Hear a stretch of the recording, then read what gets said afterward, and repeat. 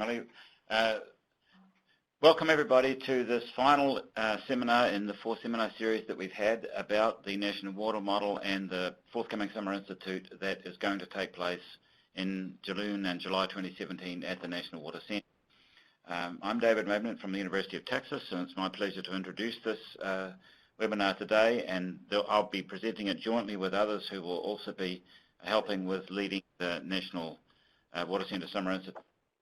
Emily Clark from Quasi, Fred Ogden from the University of Wyoming, Jim Nelson from BYU, Sarah Praskovitz, and Sagi Cohen from the University of Alabama. Jim Nelson is currently in the Hindu Kush, and so I'm going to do the commentary for him in his absence. So let me continue. We're going to have these topics. I'm going to present a brief introduction to what we did in 2016. Emily's going to talk about the student application process for 2017. And then we're going to talk about 3 technical themes: hyper-resolution simulation, flood inundation mapping, and communicating National Water Model results. And then finally, we're going to deal with activities in Tuscaloosa itself and some of the things that are associated with the actual operation of the Summer Institute. So first of all, let me introduce the idea. For those who aren't already aware of this, the National Water Centre opened in 2015 on the University of Alabama campus. It's now part of what's called the Office of Water Prediction of the National Weather Service, and it's the first in the world facility to generate water information and services for the nation as a single centre over the whole continental United States. And so we've got a chance here to really rethink how we do hydrology in this country, and that's what's been exciting about working with the National Water Centre. We had last year a Summer Institute with 34 graduate students from 21 universities. It was just a wonderful experience. I think everybody who was there just is a kind of a time, an experience that you will always remember. And these are the institutions that were represented at that Summer Institute. Here's a couple of pictures and the picture of the report that was published last week on the Quasi website, which summarizes the technical activities that we undertook. The picture on the right-hand side at the top is the Flood Emergency Response Coordinator for Tuscaloosa County, Rob Robertson, and he's leading a flood emergency response exercise with fire, police, public works, and so on that we had with Tuscaloosa individuals at the beginning of last year's Summer Institute. And we also did field work on the Cahaba River, and here's some of the students from the 2016 Summer Institute who were engaged in it. So Sagi Cohen and Sarah Praskovitz were very helpful in helping to get that organized. So what we do for the Summer Institute is to have a planning process that takes place over all of the year before the Summer Institute takes place. Then there's the Summer Institute itself, and then there's a publication phase that takes at least a year after that. In 2015, we had a focus on a prototype national flood forecasting system. In 2016, on flood inundation mapping and emergency response. And in 2017, we're talking about hyper-resolution simulation, and we're probably going to revisit the flood inundation mapping and emergency response themes as well. The Summer Institute is going to run from June 6th through July 19th, and it has a 1-week introduction. There's a project formulation phase for a week. The project execution takes 4 weeks, and then there's a capstone event which occurs in the final week. So let me turn over now to Emily, who's going to present the commentary on how to apply. Sure. Thank you, David. So just real quickly, I'm going to go over some of the application information for you. The central hub of Summer Institute information on the Quasi website can be found at www.quasi.org/summerinstitute. So that is going to be where you'll find complete program information as well as all the instructions that you need to apply. You'll also find program dates. We posted some really cool resources regarding the Summer Institute last week. So there is the link to the video that the students mentioned in their presentation last week that kind of highlights what was done in last year's program. There's also a really cool story map that was put together by some of the students last year. So if you want to know more about the Summer Institute program, those are some neat resources to look at. Here are some important dates to keep in mind as we progress through the year. So the first one coming up fast is that November 1st date when we plan to open the student application for the Summer Institute. We will close the applications on December 18th, so you'll have about 6 weeks to submit applications.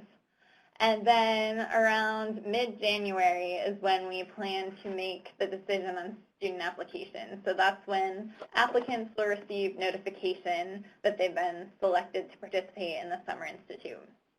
You can kind of take a look at some of these other dates yourself.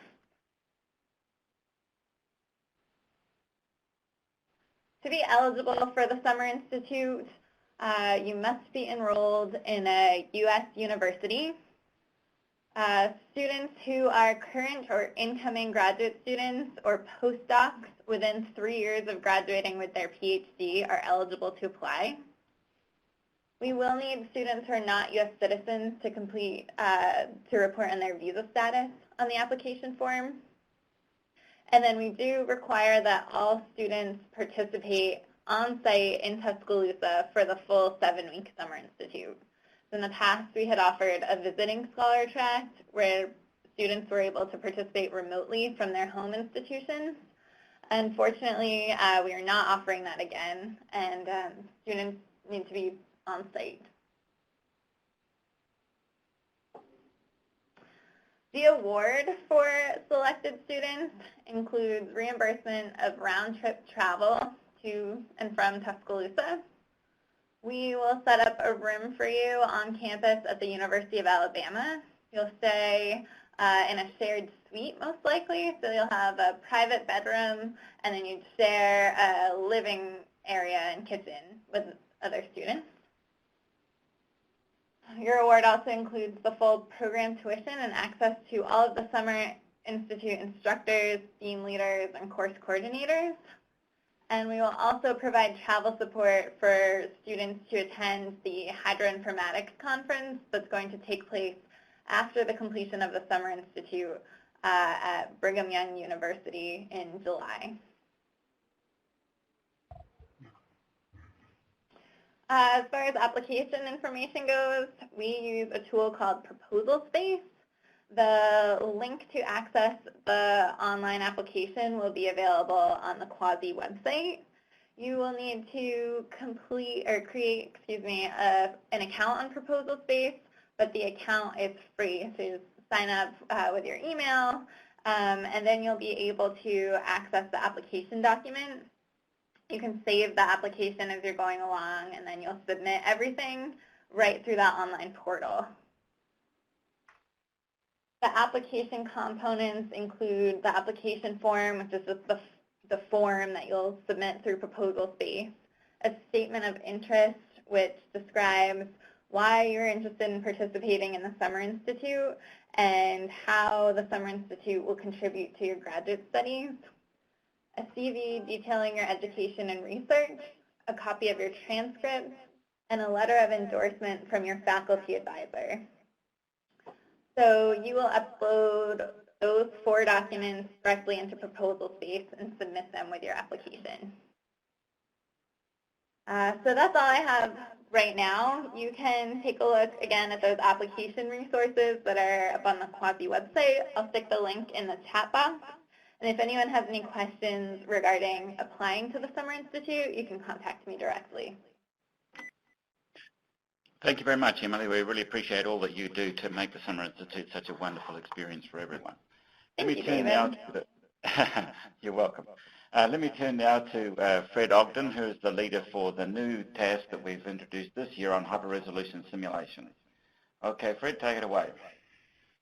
Thank you, David. I'm actually really thrilled to be talking on this seminar series. I think what I'm hearing myself, my own voice is driving me insane. Could somebody needs to mute their phone, please? Do you have your computer speakers on, Fred? No. Okay. Let's see. That sounds better. Well, no, I still got it. Well, It sounds I guess okay. I'll pretend that I don't hear it and see if I can avoid stepping on myself. So the reason for doing this, the motivation is that the National Water Model makes, routing predictions on the National Hydrographic NHD Plus data set, but sometimes we need to make forecasts that are not on that network.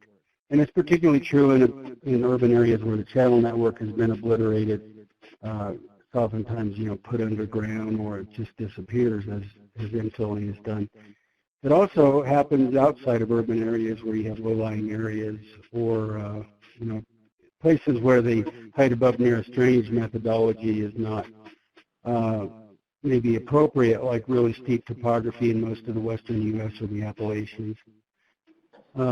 So it creates a need for a nested hyper-resolution modeling capability in addition to the National Water Model.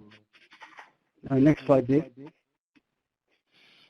What is a hyper-resolution model? Well, I'm using the definition that Wood et al. Published in 2011 or 12, that it's a model, a land surface scheme, or an Earth system model, or a large-scale hydrologic land atmosphere model that resolves features at a scale less than 100 meters in size. And from my experience, it also means that it's a model that can describe man-made features on the landscape, like roadway embankments are really important, impervious areas, effective land use on infiltration, ditches and drains, levees and flood walls, stormwater detention structures, and perennial links that have passive or managed releases. So those are all anthropogenic influences on the hydrologic cycle that it would be a lot easier if we could ignore them, but we can't usually. Next slide, please. So they asked, folks at the National Water Center asked me to consider a hyper-resolution modeling course. I did a sabbatic leave there last year and just had a fantastic time getting to know people and trying to understand the mission of the Office of Water Predictions. And I came up with a plan where first we would introduce students to the concepts using Geisha, Army Corps of Engineers, gridded surface subsurface hydrologic analysis model. And one of the things that's really nice about Geisha is it has a very, very polished user interface. In a project a few years ago, we were able to take students from underrepresented or historically underrepresented universities and have them running Geisha in a couple of days of a workshop because of the watershed modeling interface. It's a very complete interface. And then we will work on scripts to develop forcing inputs for Geisha using the National Water Model input data stream. We will talk about and work with output processing and delivery. How do we produce the kinds of output that are the most useful or actionable?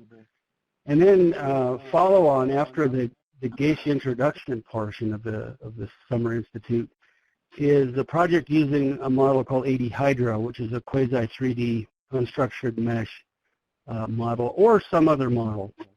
And on the next slide, we'll talk a little bit about what that means. Because it's an educational setting, we want to stick with models that have some minimum support. They need to have use documentation. They need to be capable of hyper-resolution simulations. They need to have a well-defined workflow or a user interface of some kind. Model. They should be a model that's designed to run in an HPC environment, because this nested hyper-resolution capability will necessarily have to function in that environment. It will need some user support. So if our students get stuck, there's somebody that they can call and ask a question. It needs to be a generally applicable model that has existing case studies and demos. It can't be a model that's been just tried in one specific site, in other words. It needs to be able to include the man-made features I talked about earlier and have some water/flood management capabilities and an advisor willing to supervise the project. So that's a pretty onerous list, but based on my experience, if you don't have those ingredients, you're asking for a project that takes a lot longer than it should. So if Geisha and 80 Hydro are models that I've had a hand in developing, but I don't want to exclude other models. Those models have their place and their purpose, and they've been tested to do certain things, but they don't do everything.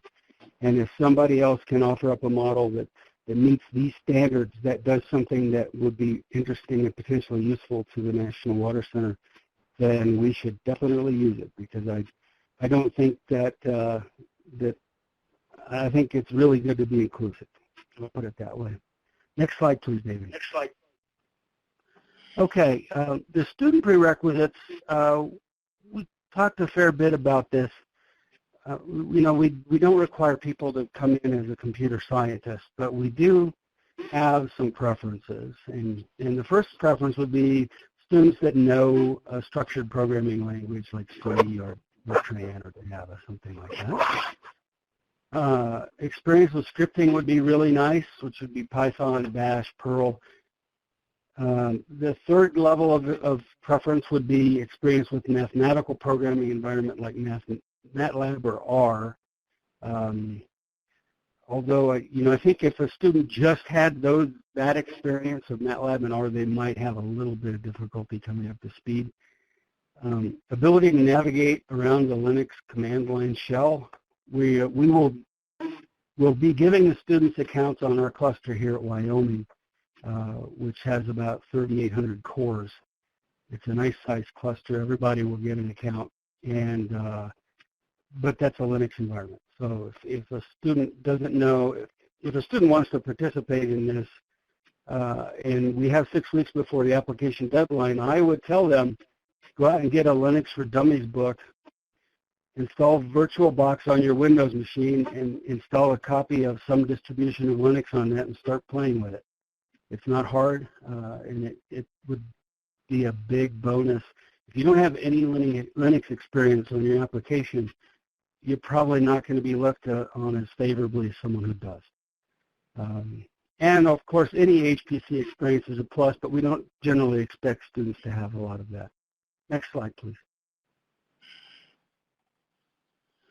The outcomes that we expect, I've been teaching a class for 10 or 12 years on deterministic hydrologic modeling, which is based on different types and formulations of process-based models. So there'll be that educational component. Identification of important local watershed properties and facilitation of input by the modeler. That, for the forecast mission of the Office of Water Predictions, is really important because there are local peculiar features. That could be a flood wall or a diversion ditch or some other thing that really doesn't show up in a DEM that we're going to have to be able to facilitate modeling. There will be a good experience opportunity for hydrological modeling in a HPC computing environment. Input and output condition coupling with the national water modeling, our national water model will be a plus. We'll do a lot of output post-processing. Big high-performance computing models are often I/O bound, so you have to be pretty careful about what you output. And coming up with ways to detect when a critical condition arises and output and alert people in a timely manner is a very important thing. And then interactions with the National Weather Service hydrologic forecasters for model input and customization of the interface and model design. There'll be an opportunity for that as well. Next slide.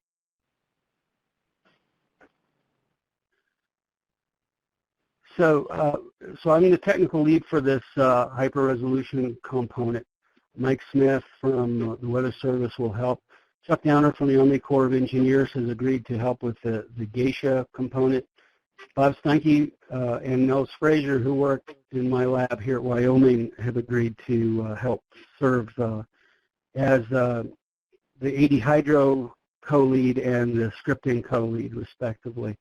So we have a pretty capable team. Plus, I think there will be an opportunity for involvement by other faculty as well, but we haven't quite decided on the mechanism for that. Next slide.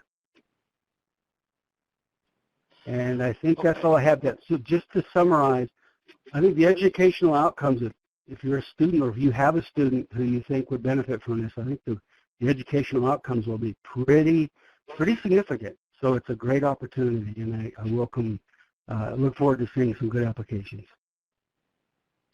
Okay, thanks so much, Fred. I really appreciate your contribution and adding to the team here. I certainly don't have experience in how to do this high-performance computing simulation like what you do, and we really look forward to seeing what your teams can come up with. Thanks, David. I will be leading the effort dealing with flood inundation mapping, and one of the things that we've spent quite a lot of time working on is this height above nearest drainage technique, where we take the elevation of a point in the landscape above the stream bed and compare that with the water depth to determine whether that location is flooded or not. As part of the preparation for the Summer Institute last year, we developed this height above nearest drainage surface for the continental United States to provide a continuous foundation for flood inundation mapping. We have developed some automated processes for calculating rating curves so that you can take the forecast discharge from the National Water Model, convert it to a flood depth using a rating curve, and convert the depth to the inundation using the height above nearest drainage raster, and that's how you get inundation maps. And this is an example from the Tuscaloosa County, which we used last summer in the flood emergency response exercise that I referred to earlier. And there's this little place called Moundville at the bottom end of Tuscaloosa County where the local emergency response people were referring us and saying, what's going on there? And they took a look and said, oh yeah, the road's flooded, those houses are flooded, that looks right. And I was just amazed that this continental scale flood analysis could yield insight that was appropriate when looked at by the people who knew the local area in some area that we'd never even heard of before. We, in the last year, Summer Institute succeeded in being able to scale up the flood inundation mapping from the scale of a county, which was Tuscaloosa County that we had at the beginning of the Summer Institute, to the scale of a state, which in this case is the state of Alabama. And what we created was the capacity to be able to do inundation mapping with constant rainfall over the state of Alabama of different frequencies or intensities, as you can see here. And we just assumed that the rainfall just went on continuously at that particular rate. And that wasn't really the same as connecting this model to the National Water Model forecasts. And so one of the things that we want to try to advance this year by using the quasi-hydroshare system is to understand how we can take the National Water Model forecasting system in real time and connect that to the mapping system so that we can get real-time inundation mapping. And so some of the goals that we have in mind for the coming year are to continue testing and refining the hand method. We did quite a lot of work on that in last year's Summer Institute, and that will be further report. It was in the report that we presented from that institute and was talked about last week. We would like to be able to compute the discharge and the water depth simultaneously rather than just using rating curves to get the relation between depth and discharge. And we have a model here at UT Austin called Sprint, which works okay so long as you don't change the discharge too quickly or change the channel width too quickly. So we want to be able to try to make that model more robust and translate it into the high-performance computing environment if we can. We'd like to be able to do a continental scale water depth and inundation map dynamically linked to the national water models. In other words, to actually scale out the whole thing to the continental scale rather than to the state scale, and to have that dynamic. So that would be our sort of end goal for the Summer Institute next year, would be to have a continental scale inundation mapping system running in real time. The third goal that we've been asked to work on by the National Weather Service is communicating the National Water Model results. And this is looking at hydroinformatics, with web-based systems for connecting with the first response community, perhaps even directly with citizens. Jim Nelson is going to lead this theme. He's in the Hindu Kush right now, so I'm going to do the commentary. One of the projects that was developed last year was called a translator by the group Whitney Henson, Richard Garth, Dawn Butler, and Chris Franklin. And the idea was that you've got a science domain with lots of pointy-headed people like Fred and I, and then you've got a social domain, which is where all the first responders and the people who need to be rescued are and so on.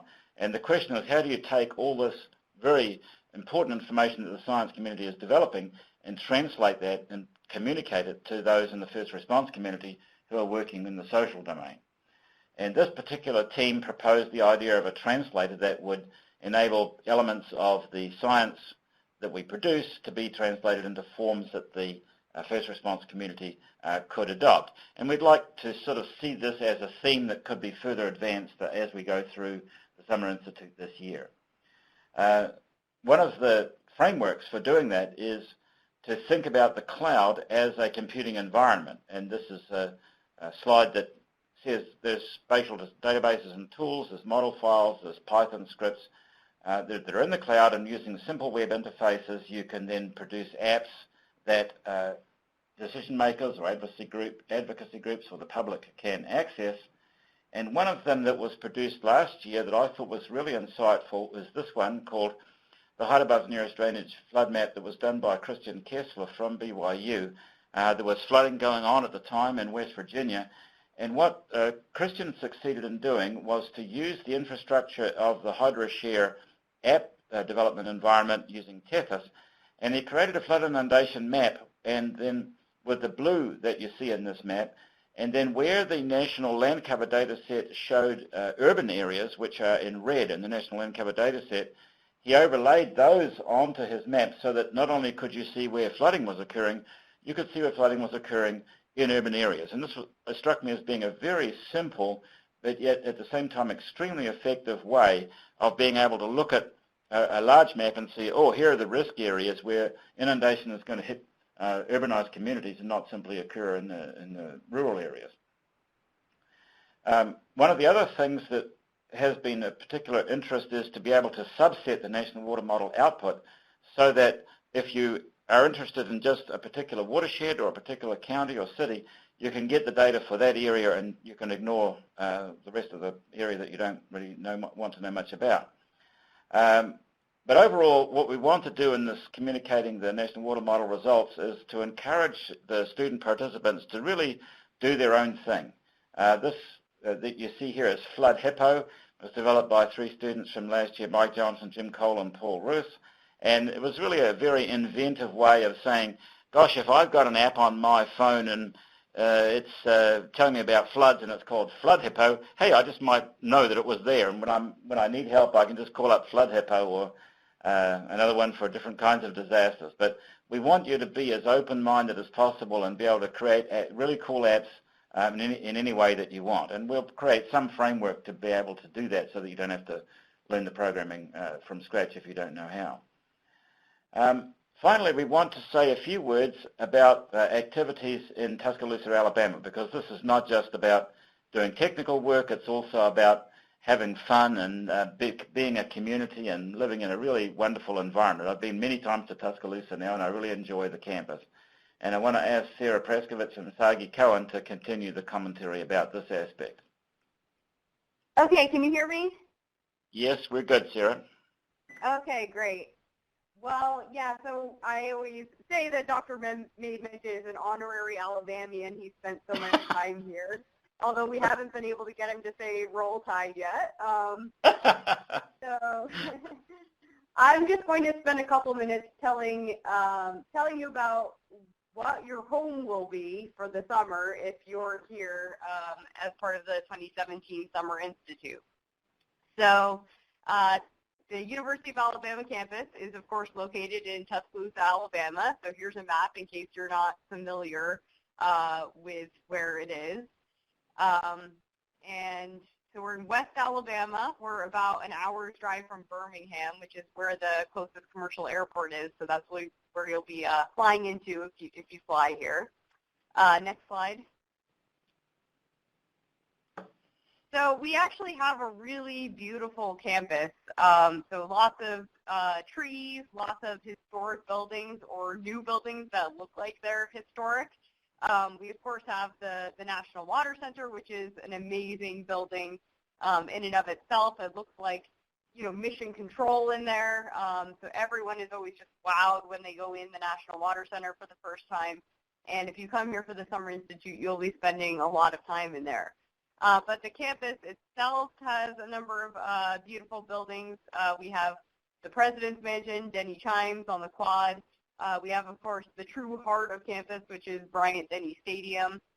And last year we had our Capstone Event in the Alabama Museum of Natural History on campus, which has a number of really fascinating artifacts related to the geology and ecology of Alabama.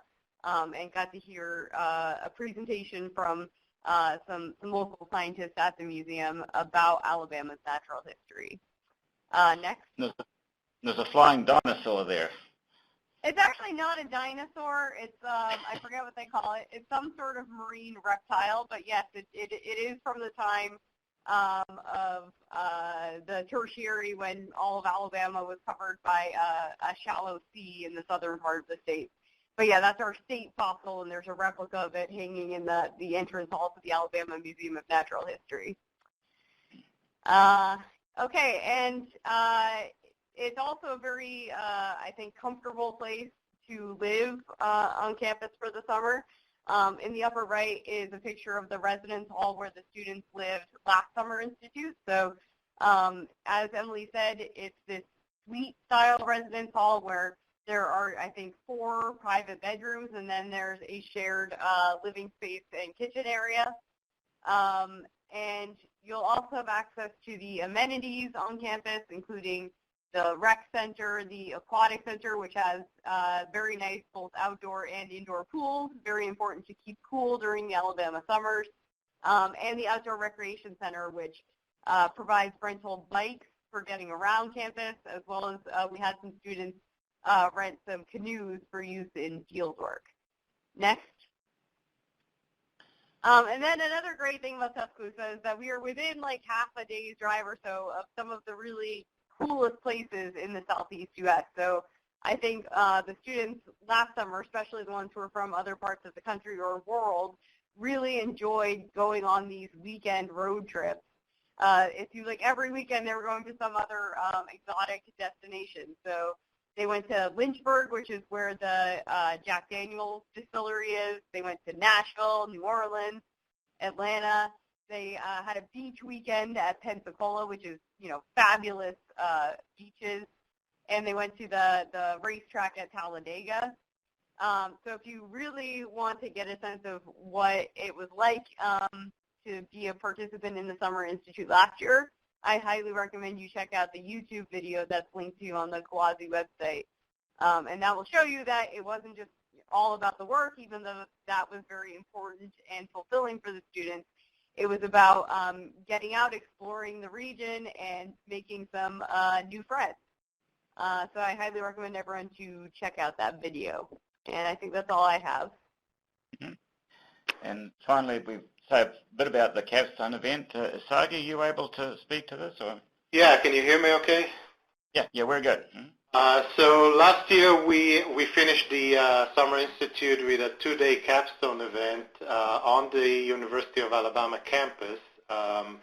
And we chose the Alabama Museum of Natural History that you see the picture at the bottom right. We had luncheons and breakfast there catered to us. And we have a nice auditorium there that can hold a lot of people. One of the main reasons we chose to have the event there is because we invited the advisors of the students to come over and participate. We were really keen for them to hear about what the students have been doing and to hear from them about what's the way forward. So the first day of the capstone event was about student presentation. So each group presented for about 20-25 minutes what they did, the outcomes of their research to the other students, and we had folks from the first response community and faculty from all over the country and the university. So the students were really able to present their work to quite a large audience.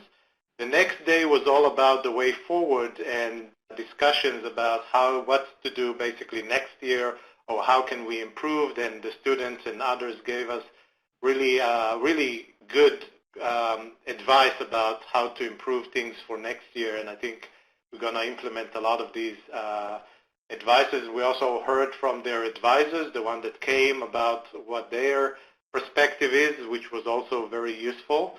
And so I don't know exactly what we're going to do the capstone event next year. We'll see about that, but it's a really great event, I think, for everyone that participated. Thank you so much, Sagi, and I want to thank Sagi and Sarah, who really put their heart and soul into this whole effort, as you can tell here. And I have to say, I went 5 times to Tuscaloosa for last year's Summer Institute, spent a lot of time with the students and in these activities, and it was just an absolutely wonderful experience. I felt like I even had a kind of mini sabbatical leave, actually, because this is basically what I did for the summer. So that's the end of our formal presentation, and we'd be happy to answer any questions that you have about the Summer Institute or about anything that we've presented. If you're not on a phone line and you have a question, you can type into the chat box.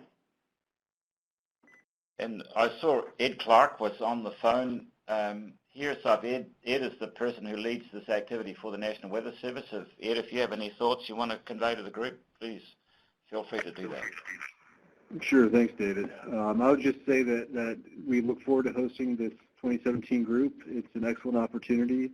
We've hired previous participants, and certainly look to do that in the future. So come down to Tuscaloosa, work with us, and enjoy it. It's a lot of fun. Thanks, Ed.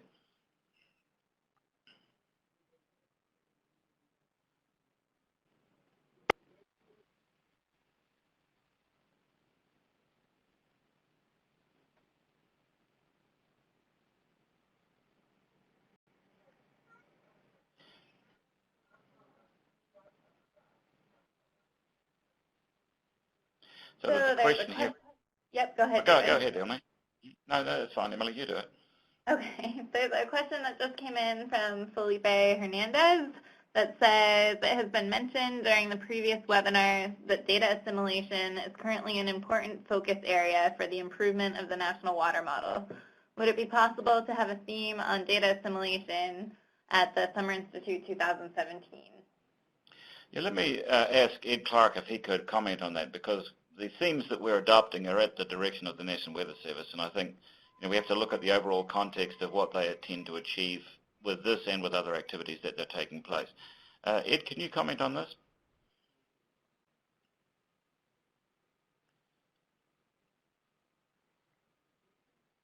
Whoops, I don't see Ed there. Perhaps he's muted out or something. Well, let me just freewheel here then. One of the things, we had some activity on data assimilation last year. One of the things that does pertain to this is that the National Weather Service and the National Centre for Atmospheric Research, which are jointly doing the development and operations of the National Water Model, themselves have a data assimilation operation that's built into the WRF Hydro framework that's used for the National Water Model. So one of the things we have to be a little bit careful about is not to be duplicating in the Summer Institute things that are being separately developed by the Weather Service and by NCAR as part of the development of the National Water Model, and data assimilation is one of those. So that's one of the reasons why we're not emphasizing that to as much this year.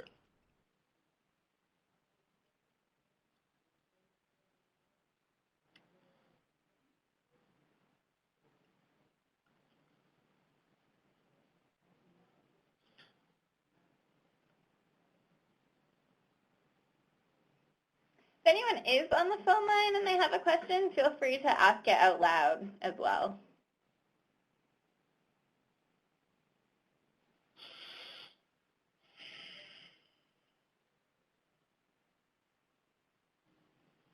While we're waiting, I see David Tarberton's on the line there, and I mentioned the HydroShare system. Do you want to make some comments about that, David?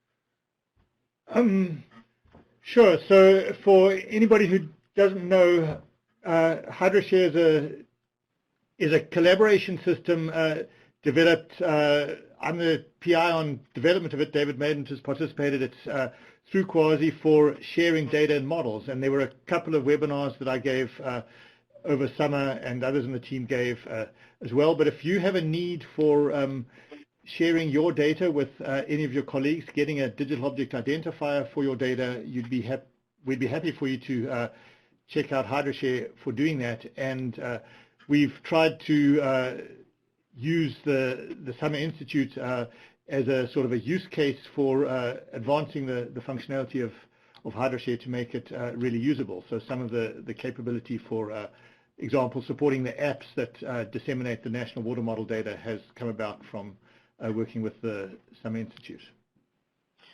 And just to add to that, so Dr. Tarberton and I are jointly teaching a GIS and water resources class at this moment, And we've just had the students doing an exercise where they used a CyberGIS facility on high-performance computing at the University of Illinois through HydroShare. And I anticipate that we'll continue doing that during the Summer Institute in 2017. So that means that students can do high-performance computing type projects without having quite the level of programming sophistication that would otherwise be needed for having to use them directly. So the question is, how close of a link will the projects for next year have with projects from this past summer? That's a good question, and I think we want to be inspired by what was done last summer, but not necessarily directly continue on those particular projects because, among other things, they were developed by groups of people who may want to continue developing them themselves. So I think we'd want to sort of continue the general theme of those, but not necessarily the specific activities that one particular project or another had. Now, having said that, I mean, there are some things, for example, like the use of remote sensing as a way of validating flood inundation mapping. That's a continuing theme. Sagi, you on the phone, perhaps you can comment on the remote sensing and its role in flood inundation mapping? Yeah, well, one of the problems that you have when you try to predict flood inundation with any kind of model is your ability to calibrate and validate this model. You pretty much have to guess or to use some other way to estimate the model, observation and so on. But in most cases, it's very that you don't really have good surveillance of what floods look like in the past. So past floods, exactly what their inundation extent was.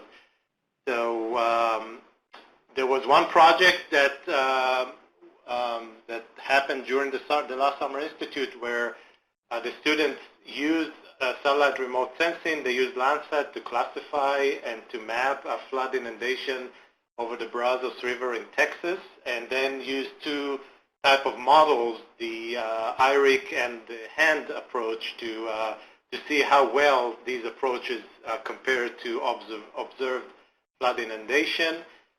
We in my lab, we've been developing a repository of flood inundation maps using remote sensing, but that's a separate story.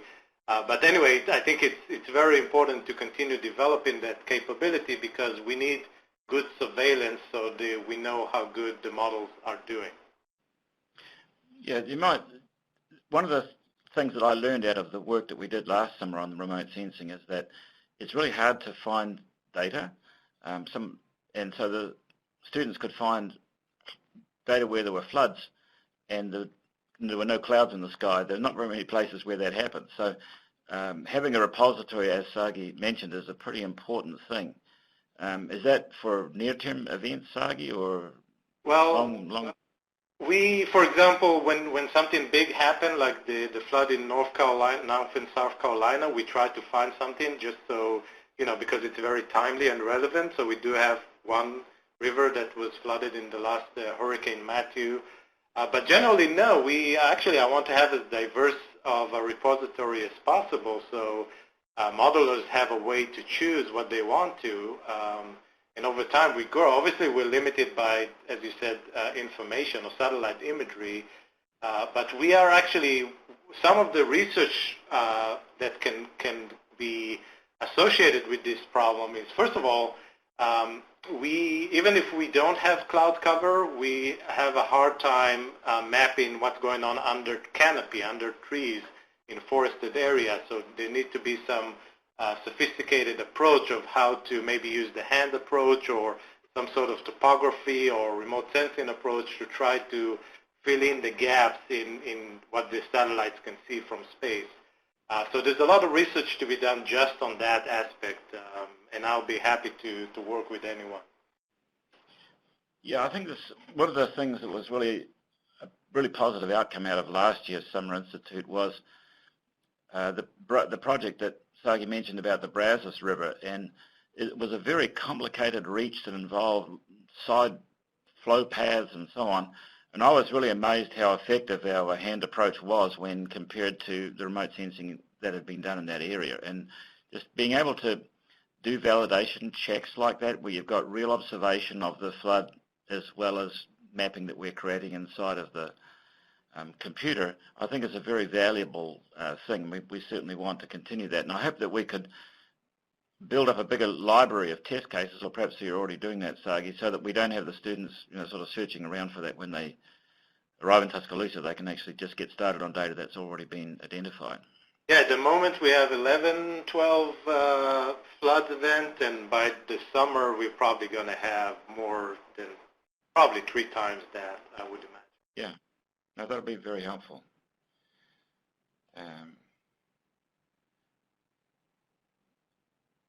Okay, so Danuki, who's from the University of Alabama, has just provided the link there to the flood repository. So that'll be a very helpful thing, and we'll certainly explore that in the work that we're doing on the flood inundation mapping this summer. I should say that you shouldn't take all what we've just said here as being like the last word on the things that we'll do next summer, because there's still quite a lot of time that's going to pass between now and the Summer Institute beginning, and we want to evolve and refine the scopes of the work that we'll do by the time the students come to Alabama, just more than what you see now. Okay, so I see Clint Wilson's put in a comment there. Can you talk, Clint, or are you offline? Clint is from the university, from LSU, and there was a big flood in Louisiana just a few months ago, and there was a basin called the Armet River Basin, I think, where Clint and his team have been working, and perhaps that can be a subject for this hyper-resolution simulation stuff that Dr. Ogden was talking about.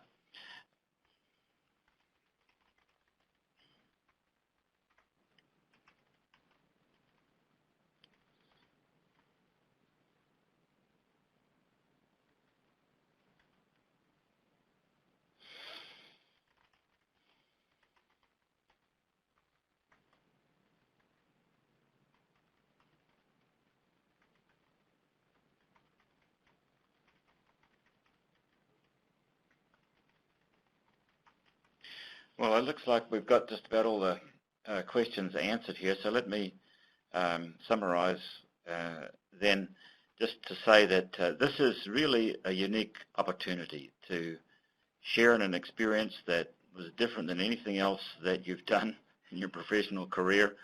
I think it's really important to work in teams.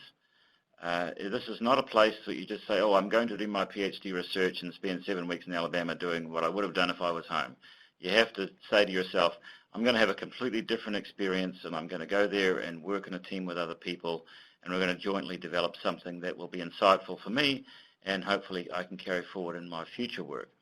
It's particularly appropriate to undertake this kind of an experience if you're, let's say, a late year or sort of second-year master's student or first-year PhD student, and you're contemplating the direction of your research in the future. What the Summer Institute provides you with is sort of a foundation to look out across a broad spectrum of activities and choose a subject where you can really get a sense of what the context is in which you're working, and then you can carry on the research after you return to your home institution. So I think we've done this twice now, and this 2017 is going to be the 3rd time. And yeah, when I look back on the last year that I spent helping to prepare for and execute the Summer Institute, I feel really good about it, because I feel like it was an experience that the students engaged and I and everyone else really enjoyed and felt was very worthwhile. So I'll turn it over back to you, Emily. Great. Thank you so much, David. And thank you to everyone that came on and spoke today, and everyone that listened as well. I just want to reiterate, here's the link for the Summer Institute information on the Quasi website, and the application form online on Proposal Space will be available on November 1st, so you can get in and take a look at what the actual application form looks like.